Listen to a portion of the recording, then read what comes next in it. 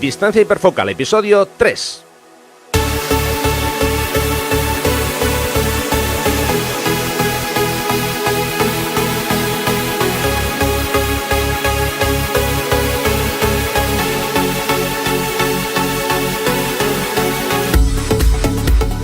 Hola, ¿qué tal? ¿Cómo estáis? Bienvenidos a un nuevo episodio de Distancia hiperfocal, el podcast de fotografía de paisaje y viajes. Soy Rafa Irusta, fotógrafo especializado en fotografía de paisaje, y un día más está conmigo Sandra Bayaure, fotógrafa, viajera y responsable del podcast Destinos Ifaka. Hola Sandra, ¿qué tal? ¿Cómo estás? Hola Rafa, ¿qué tal? ¿Cómo estás tú? Bueno, vamos a empezar enseguida con los contenidos. De hecho, hoy vamos a hablar de filtros para fotografía de paisaje y, como no, vamos a conocer también a un nuevo fotógrafo de viajes que nos va a traer Sandra. Pero eso será un poquito más tarde. Antes, os quiero recordar que tenemos un taller muy cerquita, a punto de celebrarse. Será entre el 9 y el 11 de marzo. Taller Costa Asturias. Un grupo de locos por la fotografía haciendo fotos en la costa de Asturias durante todo un fin de semana. No pinta mal el plan, ¿eh?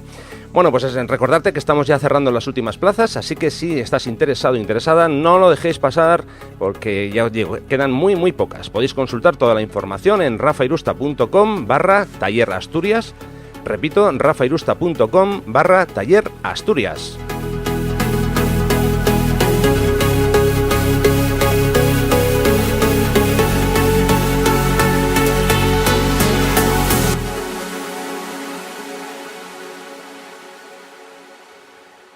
Bueno, pues ya estamos aquí, ya vamos a entrar en materia, así que vamos a ello, Sandra. Hoy vamos a hablar vamos a hablar de filtros para fotografía de paisaje. No sé si te parece interesante el asunto. Vale. Sí, por supuesto, claro que sí. Cuéntanos qué llevas y cómo los usas. Sí, voy a empezar un poco desde el principio, que creo que es lo más lógico. A lo mejor esto puede sonar para gente que ya controla de filtros, esto se lo puede saltar, pero bueno, yo voy a empezar, ya digo, para que le pueda resultar interesante a alguien que empieza desde cero, que no ha usado nunca un filtro. Dime. Si empiezas así y le empiezas a decir a los pocos oyentes, a los 3 o 4 que tenemos, quitando mi madre, la tuya y alguno más, que se salten el podcast, mal vamos, ¿eh? No, decía solamente un trocito. Vale. Bueno, vamos allá. A ver, vamos a empezar, como digo, construyendo esta casa por el principio. Hay que tener en cuenta que hoy en día, con las posibilidades de la técnica que usamos, ¿no?, en nuestras cámaras y demás, el aumento de rango dinámico de los archivos que conseguimos, creo que hay una pregunta que es obligada, ¿no? Y es, ¿qué sentido tiene hoy en día usar filtros? Digo, insisto, porque tenemos una latencia muy amplia en nuestros archivos, podemos recuperar bastante bien sombras, luces y demás. Entonces, el sentido de usar un filtro queda un poco ahí como en segundo plano, ¿no? Bueno, yo os voy a explicar dos motivos que son los que a mí me llevan a usar estos filtros. Bueno, lo primero, yo soy un fotógrafo un poco a la vieja usanza, que me gusta hacer todo el trabajo que puedo en el campo. Todo lo que puedo solucionar en el campo, intento hacerlo allí, ¿no?, para después ahorrar tiempo a la hora de revelar la foto en casa con Lightroom. Punto 1. Punto 2. Hay diversos efectos que no se pueden conseguir en el revelado. Uno, por ejemplo, es el efecto que conseguimos con el polarizador y otro con los filtros de densidad neutra. De momento, la técnica no consigue, emular ese resultado. Así que no queda más que, como mínimo, llevar un polarizador o un filtro ND. Sí que es cierto que se pueden hacer tomas simulando ND en cámara sin filtro, pero bueno, eso es un tema que hoy no vamos a abordar porque es bastante técnicamente es bastante complejo, así que, como he dicho, vamos a empezar desde cero y vamos a hacerlo hablando de qué son los filtros y los diferentes sistemas que hay. Bueno, tenemos para empezar dos sistemas básicos, que son filtros de rosca y filtros con portafiltros o filtros rectangulares o cuadrados. Entonces, voy a empezar a describir cómo funcionan o de qué se tratan los filtros de rosca. En este caso, si vamos a usar filtros de rosca, necesitamos tener filtros con el diámetro de cada objetivo que vamos a utilizar. O, si no, podemos hacer una especie de apaño, que es, por ejemplo, yo me compro un polarizador. Vamos a imaginar que yo tengo objetivos, de hecho, es mi situación, ¿no? Yo tengo el 24 descentrable, que mide 82 milímetros de diámetro, y después el resto de objetivos miden 77, tanto el 24-105 como el 16-35. Vale, entonces yo una de dos, o me compro un polarizador de 82 que me sirva para el tamaño más grande, y ese le pongo unos anillos reductores para poder usar con los objetivos de 77, o si no me tengo que comprar uno de 82 para ese objetivo y uno de 77 para los otros dos. ¿De acuerdo? O sea que ahí estamos limitados, lógicamente, por el diámetro del objetivo que estamos usando. Hay otro problema con el tema del uso de filtros de rosca, y es el problema del viñeteado, de poner un filtro sobre otro. ¿Qué es el viñeteado? Bueno, pues es un efecto que se produce cuando colocamos un filtro de rosca. Bueno, puede ser un filtro de rosca o no, porque también se puede producir cuando usamos portafiltros, ¿eh? Básicamente es el oscurecimiento de las 4 esquinas de una toma. Y como digo, cuando apilamos varios filtros uno sobre otro, estamos restando luz, estamos impidiendo que entre la luz de forma normal hacia nuestro sensor, y como digo, si esos filtros son un poquito gruesos, ahí estamos impidiendo que la luz entre de manera libre. ¿De acuerdo? Vale, vamos ahora con filtros cuadrados y rectangulares, que estos son los filtros que se utilizan generalmente con un portafiltros. Para usar un sistema de este tipo, lo primero vamos a tener que comprarnos un portafiltros. Y, a su vez, tenemos que buscar una forma de sujetar ese portafiltros a nuestros objetivos. ¿Cómo lo hacemos? Bueno, pues lo hacemos con unos anillos adaptadores. Esos anillos se enroscan en nuestro objetivo como si fuera un filtro de los que antes comentábamos de rosca, y ahí es donde se acopla el portafiltros. ¿De acuerdo? ¿Estás ahí, Sandra? Sí, estoy aquí. Vale. Es que me tienes tan embobada y estoy tan pendiente aquí como una alumna muy formalita que Vale. por eso no digo nada. Puedes intervenir cuando quieras, ¿eh? Vale. Bueno, un portafiltros básicamente lo que nos permite es apilar varios filtros. Antes veíamos que cuando hablábamos de filtros de rosca, simplemente lo ideal es utilizar un filtro. Ponemos un polarizador y ya está. Como ya comentaba, teníamos, si no, la pega de que si poníamos otro filtro encima, podíamos tener problemas de viñeteado y aparte de uso normal, porque se me ha olvidado comentar que un filtro polarizador, para conseguir el efecto buscado, que luego vamos a hablar de los efectos, pero para conseguir el efecto buscado del polarizador tenemos que girar ese filtro. Entonces, claro, si nosotros giramos el primer filtro, que sería un polarizador, y después colocamos otro filtro de rosca encima, depende de cómo sea ese segundo filtro, claro, a lo mejor no nos interesa que esté girado, supongamos, 45 grados. ¿Por qué? Porque el segundo filtro va a depender del primero y eso es un poco complejo. Como digo, para eso tenemos filtros con portafiltros, podemos utilizar el portafiltros para apilar diferentes filtros. Podemos poner, por ejemplo, un polarizador, podemos poner un filtro de densidad neutra, un filtro degradado, diferentes. Vale, ¿Qué orden sigue, Rafa, para poner los filtros delante del objetivo? Es decir, ¿qué pones primero más cerca del cristal y qué vas poniendo sucesivamente más alejado? Vale. Te lo voy a explicar, pero primero voy a abordar el segundo punto. Tiene mucho que ver con esto que me preguntas. Y Vale. ahora lo vas a entender. Con algunos modelos de portafiltros tenemos una ventaja para mí muy importante. Y de hecho esa es una de las ventajas que yo utilizo, y por eso yo uso una marca concreta de portafiltros y de filtros. Ahora mismo lo voy a explicar. A ver, como digo, con algunos modelos nosotros podemos utilizar el polarizador acoplado directamente al portafiltros. Esto significa que ese polarizador no nos ocupa ninguna de las ranuras, sino que va, como digo, acoplado directamente al portafiltros. Y ahora, como antes decía, el polarizador es un filtro que necesitamos girarlo para conseguir el efecto.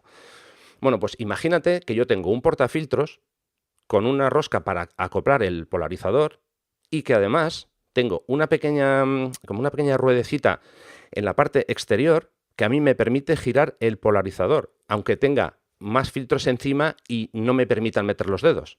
No sé si esto ha quedado muy claro. Voy a intentar repetirlo. Tenemos un portafiltros en el que nosotros enroscamos el polarizador, y para efectuar el giro de ese polarizador no tenemos que tocar el filtro para nada, sino que tenemos en la parte externa del portafiltros una pequeña ruedecita dentada que lo que hacemos es girar hacia un sentido o girar hacia otro. Y con eso conseguimos buscar el efecto que nosotros queramos del polarizador. ¿De acuerdo? Entonces, vale, una vez que tenemos eso claro, ahora ya podemos ir respondiendo a tu pregunta de qué orden es el que yo sigo para colocar los filtros. En mi caso, como digo, yo tengo puesto el polarizador en el portafiltros. A partir de ahí tengo 3 ranuras en mi caso. Yo uso la marca Nisi. marca de filtros y portafiltros Nisi. Principalmente, como digo, obviamente yo he hecho comparativa con diferentes marcas, yo he usado muchas marcas de filtros y bueno, desde que hice la prueba, o sea, mis primeras pruebas con Nisi, la verdad es que ya no quiero otras marcas. Porque como digo, para mí esa ventaja de polarizador, para mí es muy importante porque yo uso muchísimo el polarizador. Pero muchísimo, tanto en fotos de costa, en fotos, por ejemplo, de bosques, lo uso mucho. Entonces, como digo, ya tengo solucionado el tema del polarizador. Y ahora voy con esos tres posibles filtros que yo podría usar. Vale, en la primera ranura, yo lo que hago es poner siempre el filtro, bueno, si voy a usar filtro de densidad neutra, siempre va colocado ahí.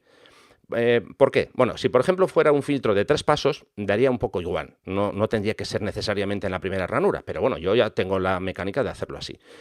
Pero si yo ya paso de usar un filtro de 3 y voy a usar uno de 6, en el caso, por ejemplo, de Nisi, el filtro de 6 ya viene con una esponja que hace, digamos, de sellado para que no entre luz a través de las ranuras del portafiltros. Entonces, como digo, en este caso el de 6 pasos lo pondría en la primera ranura. Y si voy a usar el de 10, con más razón todavía, porque cuando estamos usando un filtro de tantos pasos como 10 o incluso 15 o hasta 20 que los hay, tú necesitas que no entre luz parásita por ninguna parte. Tienes que intentarlo por lo menos. De hecho, a veces, a lo mejor has visto en fotos de algunos fotógrafos que lo que hacen es cuando están haciendo una toma, por ejemplo, de día, que hay mucha luz, mucho peligro de que entre luz parásita, lo que hacen es cubrir con un trapo, con un paño de tela, el portafiltros y la cámara, para que no entre luz parásita. En este caso, como digo, en esa primera ranura, yo siempre pongo el filtro ND, bien sea el de 3, el de 6 o el de 10. Vale. Segunda ranura. Aquí ya depende. Si voy a usar, por ejemplo, vamos a imaginar que voy a hacer una fotografía, bueno, normal, una escena normal, que tengo diferencia de luz entre el cielo y la tierra, por decirlo de alguna forma. Entonces, la mitad superior tiene más luz que la mitad inferior. Y ahí necesito igualar esas luces, ¿no? Necesito un filtro degradado. En este caso, puede ir perfectamente en la segunda ranura. Pero vamos a imaginar que yo, además de ese filtro degradado, tengo que usar un filtro degradado inverso. El filtro degradado inverso lo que hace es tener la parte más oscura en la parte central, en el centro, y de ahí va subiendo hacia arriba. El degradado va de menos a más desde el centro hacia arriba. ¿De acuerdo? Entonces, yo puedo usar perfectamente combinado el filtro degradado, en este caso, el filtro degradado, imagínate, de 2, de 3 pasos, y el inverso. ¿Qué sentido tiene usar los dos? Me puede preguntar alguien. Si estás usando uno, ¿para qué usas el otro? Bueno, vamos a imaginar una escena que yo tengo un amanecer. Está saliendo el sol. En este caso vamos a hacerlo fácil. Imaginemos que estoy en la costa y el sol sale por el mar. Entonces, en ese momento, en el momento que el sol está despuntando por el mar, yo tengo toda la masa del horizonte con mucha más luminosidad que el resto de la imagen. Tengo mucha más luz ahí que en la parte digamos, de arriba, en la parte superior del encuadre, y tengo mucha más luminosidad que en la parte de abajo. Entonces, además, con todos los reflejos que recoge el agua del sol, que eso lo multiplica también. Eso es. Entonces yo lo primero que tengo que hacer es intentar suavizar toda esa fuerza de luz que me está dando el sol. Vale, ahí, como digo, coloco un inverso que puede ir perfectamente, ya digo, o bien en la segunda o en la tercera ranura, ¿eh? Aquí da un poco igual. Para mí es fundamental, como digo, que en la primera vaya el ND. El ND yo lo pondría para conseguir por ejemplo, típico efecto seda, ¿no? O no tiene por qué ser efecto seda, sino para conseguir las estelas del agua en una escena de costa. Aunque bueno, estos son detalles que casi mejor lo vamos a hablar en un segundo episodio en el que vamos a entrar con más detalle. Vale, entonces, a lo que voy. Primera ranura el filtro ND, segunda hemos puesto un degradado y en la tercera va el inverso. El inverso. El inverso, como digo, lo que hacemos es intentar restar luz en la parte central, pero a veces puede darse el caso que la parte superior, que todavía tenga mucha luminosidad, porque claro, a ver, el sol sale, como digo, estamos fotografiando un amanecer, el sol está saliendo desde abajo, está ya despuntando por el horizonte y toda la masa de luminosidad la tenemos ahí en el centro, pero claro, en la parte superior también tenemos mucha masa luminosa, entonces ya digo, puede darse el caso A ver, si por ejemplo hay nubes, no suele haber demasiado problemas, pero si es un día que prácticamente está despejado, como digo, tenemos el 100% de la masa luminosa en el centro y en la parte superior podemos tener pues un 70, 75, un 80%. Entonces, en ese caso, solamente con poner el inverso en la parte central no es suficiente para suavizar la luz de la parte más alta, de la parte superior, porque como hemos dicho, repito, el filtro inverso tiene el mayor punto de filtrado en la parte central, pero va de menos a más hacia arriba. Entonces ahí lo que habría que hacer sería poner ese inverso, como digo, y el degradado por encima. ¿De acuerdo? Vale, perfecto. Entonces ese sería el orden. Ya digo, no tiene que ser el inverso siempre en la tercera o en la segunda, da un poco igual. Para mí la más importante es la primera. Ahí es donde siempre coloco el filtro ND, para que, como digo, esa pequeña esponja que lleva puesta, que actúe como sello. Vale. En el caso del orden ya ha quedado bastante claro, y en el caso del ND además creo que el problema sobre el que te voy a preguntar no afecta porque el filtro es completamente homogéneo en toda su superficie, pero en el caso de un filtro degradado y de un filtro inverso, a la hora de colocarlo en el portafiltros, claro, me imagino que la altura que ocupa y digamos que la posición que tiene con respecto al horizonte pues contará también. ¿Cómo haces para ajustar de forma fina el filtro y que no te queden bandas o claras por encima u oscuras por debajo?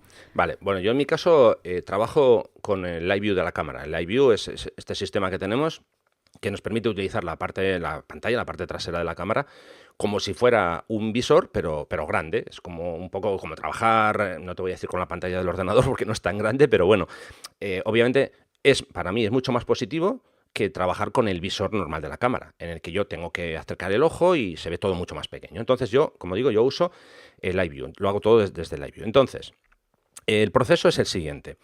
Hay un botón en todas las cámaras que hay mucha gente que no sabe ni lo que es. De hecho, en los talleres me pasa que mucha gente dice, no había tocado este botón en mi vida. Bueno, este botón es el botón de previsualización de la profundidad de campo. Y alguien en este momento dirá, ¿qué ha dicho? A ver, lo voy a repetir.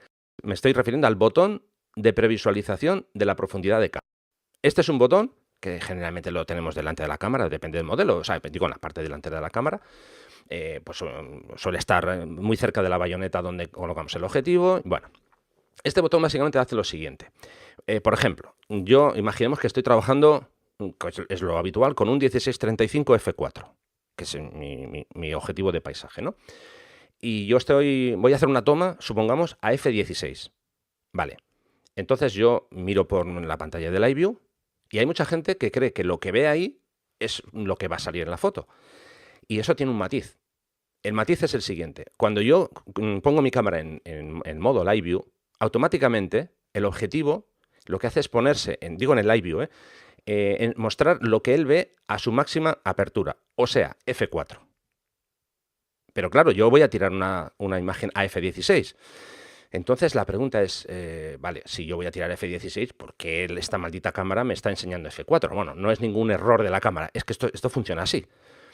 Funciona así porque la cámara lo que hace es abrir lo máximo que puede para poder enfocar, para poder tener, digamos, todo más controlado, ¿no? Y ella lo tiene más controlado cuanto más luz está entrando. Vale, pero yo lo que quiero es ver cómo quedaría esa escena. Si yo voy a disparar a f16, ¿cómo quedaría esa escena a f16?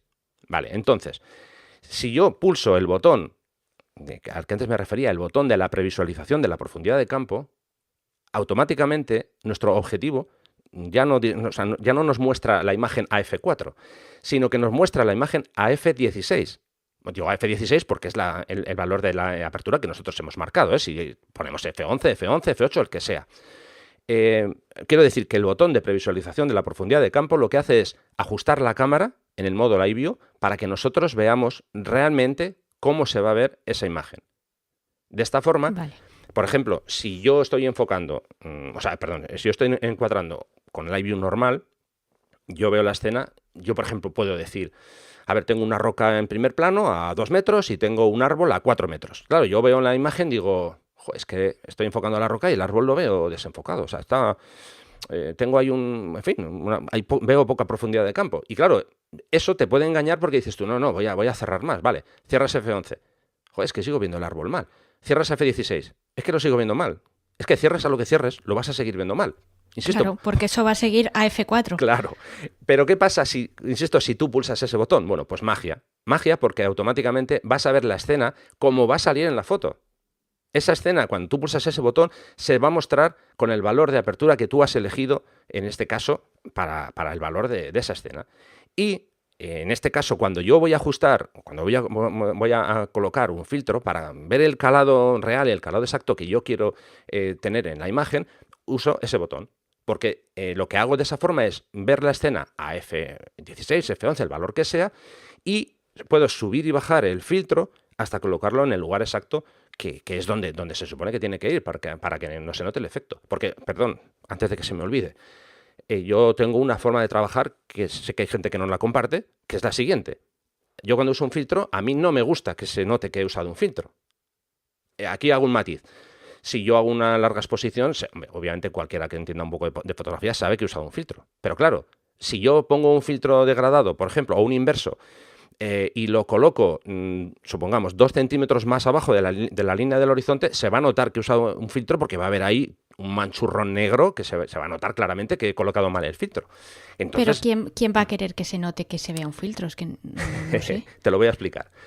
Vamos a imaginar una escena. Yo tengo una escena, supongamos, una escena de costa. Estoy en una playa, tengo una roca en el primer plano, tengo una masa de arena, el horizonte y unas nubes.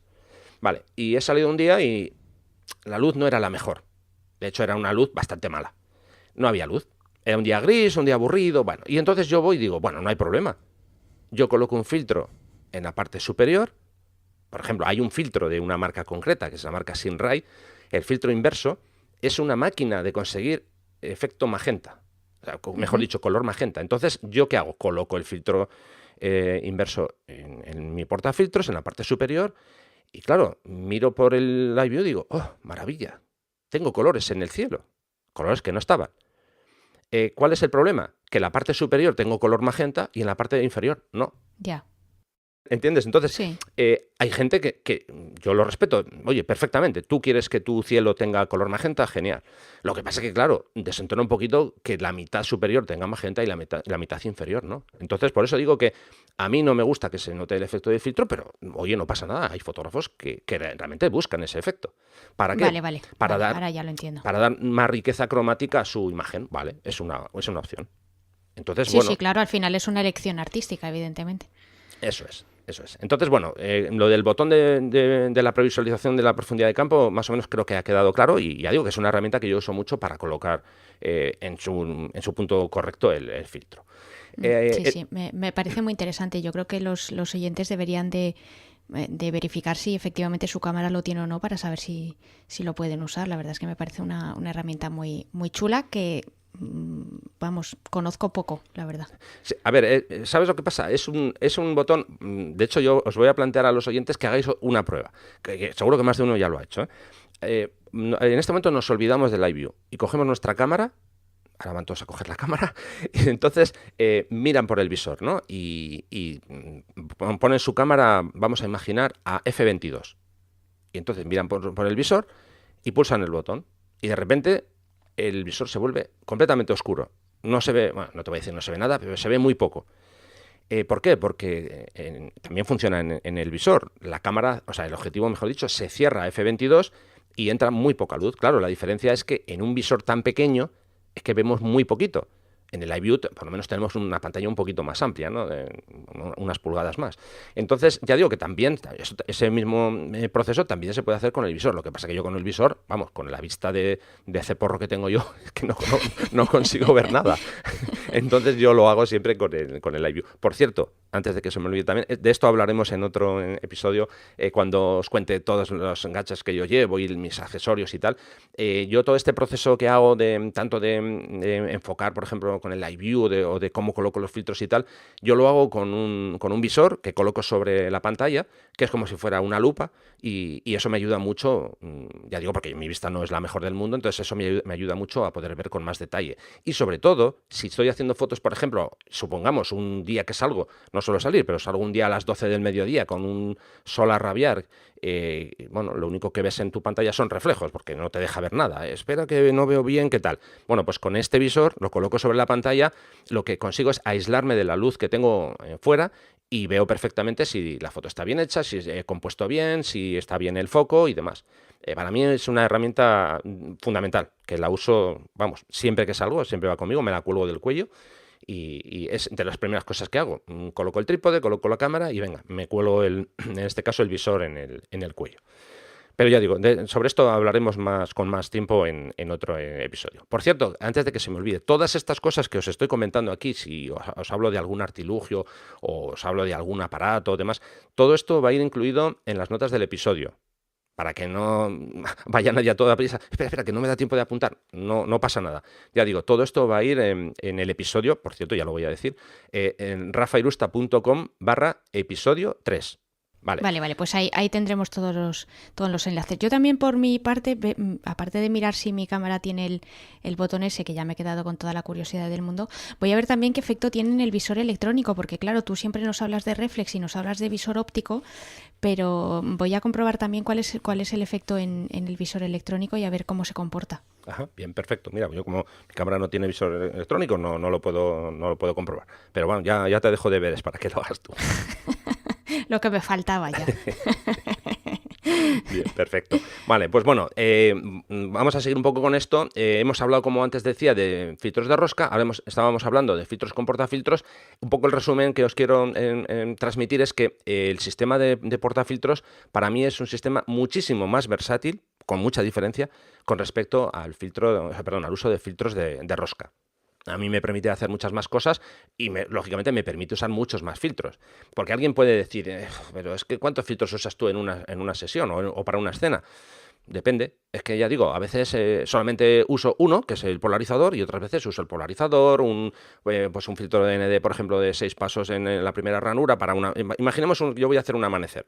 Generalmente, ya digo, si estoy en la costa, sería un filtro polarizador, sería un filtro, en este caso ND de 6 pasos, y después ya dependería de si estoy en una zona de costa que va a salir el sol con el cielo bastante despejado, ahí podría meter, por ejemplo, un inverso, o si no, si hay bastantes nubes, pues uso un degradado normal y ya está. O sea que estamos hablando que en total son 3 filtros, con la ventaja que en este caso, en el portafiltros Nisi, yo no tengo que, o sea, no, al usar el polarizador no pierdo una ranura de este caso del portafiltros. ¿De acuerdo?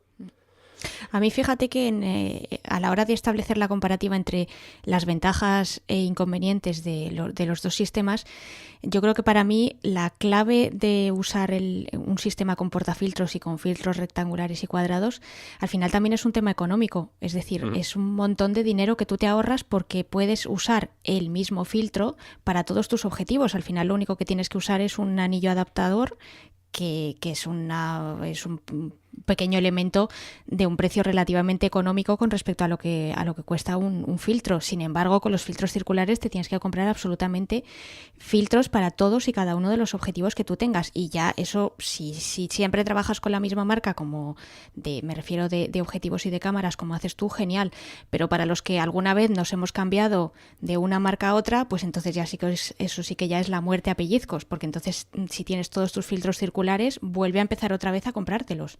Sí, sobre esto viene genial que lo comentes porque hay aquí dos puntos. A ver, yo hablo por lo que yo veo a mis alumnos, ¿no? Hay mucha gente que cuando empieza, claro, a ver, yo lo entiendo, no te quieres gastar un dineral en filtros. Bueno, vaya por delante que yo tengo muchos filtros, reconozco que tengo demasiados filtros y no una persona que empieza no se tiene que comprar todos los filtros que yo comente en su momento que tengo, no hacen falta, ¿eh? Yo, de hecho, ya os daré un tip, eso será para el siguiente episodio, que vamos a hablar también de filtros.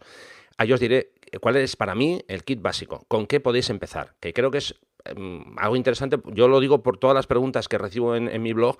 Esta es una pregunta recurrente. A ver, quiero empezar en el mundo de los filtros, no sé qué comprar. Vale, pues eso ya digo que lo vamos a responder. Pero bueno, abundando en lo que tú dices, A ver, el uso de filtros circulares, digamos, o de rosca, es el más sencillo porque es yo creo que el primer filtro que todo el mundo se compra, o creo, es un polarizador de rosca. El 99%, por lo menos de la gente que yo conozco, lo primero que se ha comprado es un filtro de rosca, un polarizador. Y claro, ya que está con el polarizador, dice, bueno, pues ahora me voy a comprar un ND yo qué sé, de 3 pasos, de 4, de 6. Vale. Y incluso hay gente que se ha comprado un filtro degradado. Yo ahora voy a plantear, ¿qué pasa cuando yo uso un filtro degradado de rosca? A ver, un filtro degradado de rosca, explico otra vez, ya lo he dicho antes, pero lo voy a comentar otra vez. Un filtro degradado es un filtro que tiene la parte superior más oscura que la parte inferior. De hecho, la parte inferior es transparente, para conseguir igualar la luz que tenemos en la parte más alta de la escena con la parte más baja. Bien, si yo uso un filtro de rosca, en este caso un degradado, yo tengo la mitad superior oscura y la mitad inferior clara. Bien, cuando yo quiero hacer un encuadre, claro, yo tengo que mover la cámara. Porque no puedo mover el filtro. Claro, entonces yo estoy sujeto a los movimientos que me permita la cámara en función del filtro, con lo que la composición no la voy a poder hacer de forma libre, sino que voy a depender de lo que me está limitando la división del filtro. Y todavía en fotografía de paisaje, además, tampoco hablamos mucho de distorsión, porque hasta cierto punto, si una montaña está distorsionada, da un poquito igual, porque en realidad nadie sabe muy bien cómo es esa montaña. Pero si estamos haciendo, pues eso, un atardecer en ciudad, la distorsión va a ser aún mayor si lo que estamos haciendo es subir o bajar la cámara. Me refiero en cuanto a ángulo, no en cuanto a altura. Uh-huh. Por eso, a ver, yo el uso de los filtros de rosca, yo sé que hay gente que los usa, yo no lo recomiendo en absoluto, porque es que, como ya acabo de explicar, es que te limita, ¿no? Y te obliga a hacer cosas que, bueno, ¿cómo voy a hacer un encuadre? si tengo la mitad del filtro, la tengo ahí, no puedo subir y bajar, pues tengo que mover la cámara. Entonces ya, como comentamos, estás limitado. ¿Qué pasa si usas un portafiltros? No hay problema, tú puedes subir y bajar el filtro degradado como tú quieras. Incluso... voy más, voy más allá. No siempre hay que poner un filtro degradado en posición horizontal, porque puede ser que tengas que girarlo un poquito, por ejemplo, yo que sé, 20 grados, 30 grados, porque a lo mejor la masa más grande de luminosidad la tienes solamente en un lateral, pero no lo tienes en toda la foto. Entonces, el uso, como digo, de un portafiltros te da muchísimas más ventajas, una versatilidad enorme, que tú puedes subir y bajar el filtro, en fin, puedes hacer muchísimas cosas. Bueno, a veces puedes incluso tener que eso también se podría con uno de rosca, pero bueno, digo que puedes usar un filtro degradado colocando la parte más oscura por abajo. Que alguien dirá, ¿qué estás diciendo? Si lo normal es que lo uses para oscurecer el cielo. Vale, pues también se puede hacer desde abajo. De hecho, ya os voy a poner una foto en las notas del episodio con una fotografía que yo tuve que usar un filtro degradado, si bien digo degradado, de 3 pasos en la parte inferior, porque en esa escena en concreto, que por cierto no tiene cielo, había una zona, una roca en esa parte inferior que tenía mucha luminosidad y yo quería reducirla. Y lo que hice fue directamente poner un filtro al revés. O sea, que no, la norma no dice, tienes que poner el filtro siempre arriba. No, tú tienes libertad de ponerlo y de usarlo como tú quieras. ¿De acuerdo? Bueno, vamos a hacer una cosa. Como todavía me quedan muchas cosas para comentaros, si te parece, en el segundo episodio de filtros voy a explicar con más detalle qué es un filtro polarizador, voy a poner ejemplos, vamos a hablar con más detalle también de los filtros de densidad neutra, os voy a explicar, como digo, el kit de filtros que yo llevo, el kit de filtros que yo recomiendo para empezar, lo que creo que sería lo ideal, o de hecho hacer una especie de escala, ¿no? Decir, bueno, pues primero cómprate esto, lo segundo que sea esto y lo tercero que sea esto, para que no sea aquello de, es que de repente me tengo que comprar 257 filtros. No hace falta. ¿Te parece que hagamos esto? Sí, me parece fenomenal. Genial.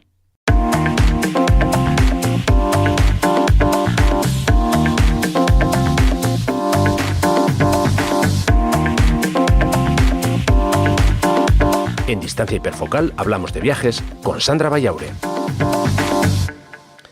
Bueno, pues vamos a ver, Sandra, a ver que estamos ya en el apartado de viajes, a ver qué nos vas a contar hoy, a ver qué fotógrafo nos vas a traer hoy al programa. Bueno, pues el fotógrafo que os traigo hoy es un fotógrafo que ocupa un lugar muy especial en mi corazón, posiblemente porque fuera uno de los primeros fotógrafos de de viaje que yo realmente conociera de forma un poquito más profunda y empezar a plantearme el querer usar mi cámara pues de una forma mucho menos automática y controlando más los parámetros y realmente lo que yo quería sacar con mis imágenes. Llevo prácticamente 10 años siguiendo su trabajo. Es además amigo mío y no es otro que Ignacio Izquierdo. Ignacio lleva haciendo fotos pues también muchísimos años, yo creo que prácticamente toda su vida. Lo que pasa es que nos las empezó a enseñar pues allá por finales de los años 2000. De hecho, si queréis ver alguna de sus fotografías, pues lo primero que tenéis que hacer es ir a su página web, que es ignacioizquierdo.com. ¿Y por qué es un fotógrafo que a mí me entusiasma y sobre todo me hace soñar? Bueno, pues primero porque viaja muchísimo, con lo cual pues la capacidad que tiene de captar la esencia de los lugares en los que está es impresionante. Es una persona que tiene muchísima flexibilidad y que a pesar de que sino en muchos de los destinos a los que va, pues dispone de poco tiempo. La verdad es que siempre consigue contar algo, ¿no? con sus fotos. Y cuando digo pues que viaja muchísimo, os puedo decir que ha estado en sitios tan distintos como, yo qué sé, Kenia, Isla de Pascua, Estados Unidos, México, muchísimos sitios en Europa. Incluso, bueno, pues estuvo casi 1 año y medio dando la vuelta al mundo. Uh-huh. Y de hecho en ese sentido, pues por ejemplo, si queréis conocer también un poco más de sus viajes, y aquí voy a hacer un poco de autobombo, pues podéis escuchar tanto el episodio número 2 de Destinos IFACA, en el que podéis descubrir un poquito más sobre cómo es Ignacio, como también el episodio 50, en el que pues lo volví a invitar y estuvimos comentando algunas de sus fotos, un poco contando la historia que había detrás y por qué había elegido yo esas fotos para comentar con él. Y ya os digo que es un fotógrafo que tiene una sensibilidad muy especial. Es verdad que tiene un estilo muy particular porque es una persona a la que le gusta saturar muchísimo los colores. Sus fotografías siempre están llenas de vida, de luz, de color. No solo le gustan los paisajes, también es un fotógrafo muy, muy versátil. Le gusta mucho también fotografiar gente y hay una parte de su trabajo también que dedica a retratos. Lo que pasa es que en el lado del paisaje sí que es verdad que también es muy versátil porque le gusta mucho, es una persona a la que le gusta muchísimo la montaña. Uh-huh. Le gusta también fotografiar la hora azul o como él la llama la hora mágica, con lo cual hay mucha fotografía también de paisaje urbano en la cual él pues siempre va buscando las mejores luces para sacar los mejores colores durante este momento del día y ya os digo que es una persona que sobre todo que es muy flexible y yo creo que eso a la hora de ser un buen fotógrafo es algo muy muy importante. Es una persona además que planifica muy poco, le gusta mucho dejarse llevar por lo que va encontrando y por lo que le va ocurriendo, con lo cual también eso es algo que me enseña bastante. A mí me suele gustar tener las cosas bastante controladas en la medida de lo posible y siempre y cuando puedo, y él no, él es justo lo contrario, ¿no? Él va trabajando conforme se va encontrando cosas y conforme va viendo un poco las circunstancias en las que se encuentra, porque muchas veces también es verdad que la luz no acompaña, el cielo no acompaña, en fin, una serie de cosas, o a lo mejor quería ir a un sitio y de repente ese sitio estaba cerrado. Y al final, como por arte de Birlibirloque, siempre consigue algo que bueno, pues que me deja boquiabierta, ¿no? Con lo cual es... Dime. No, que estaba yo pensando que yo creo que Ignacio se deja llevar mucho por el entorno, un poco abundando en eso que comentabas tú, que no le gusta controlar tanto las cosas, ¿no? Y yo creo que en ese sentido, bueno, él va a una zona, allí ve que hay algo con posibilidades, una escena, una fiesta, si me apuras, y bueno, está allí, se deja llevar, se mimetiza mucho con el entorno y aborda ese tema sin ningún problema, vamos, que enseguida se amolda a esa nueva situación. Sí, la verdad es que es un fotógrafo muy camaleónico porque es capaz de, ya te digo, de desplegar una serie de trabajos muy diferentes entre sí y yo creo que una de la clave de su fotografía, aunque él no está aquí para corroborarlo, pero bueno, si eso algún día pues lo invitamos a que venga, uh-huh. Yo creo que la clave está en que realmente él se deja, es lo que dices tú, ¿no? Que se deja llevar y al final... es como si él no estuviera ahí realmente. Y aunque esto que digo suene un poco contradictorio, porque evidentemente él estaba ahí para hacer la foto, pero él intenta contaminar lo menos posible y captar de la forma más pura y sincera lo que había ahí. Eso no quita que luego, ya digo que es un fotógrafo que trabaja con colores muy saturados, con lo cual su parte de revelado y su parte de procesado hay. Pero al final, cuando tú ves la foto, y esto también hila un poco con lo que decía en el episodio 2 sobre Laia Locardi, son fotógrafos que consiguen fotos que tengan una apariencia muy natural. Y que realmente te crees que puedes estar ahí. Hay otros fotógrafos que tienen un estilo mucho más artístico, y aunque son fotografías que a mí también me encantan y que tienen una fuerza impresionante, pero sí que es verdad que a lo mejor intentan reflejar pues un aspecto más onírico o más de ensoñación o un poco, o que dejen más volar la imaginación. En este caso no, en este caso lo que se busca es más pues eso, el ser un poquito más fiel a la realidad, y yo creo que en el caso de Ignacio los resultados están a la vista. Genial. Bueno, recordaros de nuevo que os vamos a dejar toda la información de los perfiles de redes sociales de Ignacio y de su web y demás para que podáis consultar. Repito que lo vais a tener en las notas del episodio de hoy. ¿De acuerdo? Sandra, genial, la lección de hoy, y vamos, habrá que consultar todas esas notas. Sí, lo que pasa es que bueno, la lección realmente no la doy yo, la lección la da cada fotógrafo que traigo en cada episodio. Genial.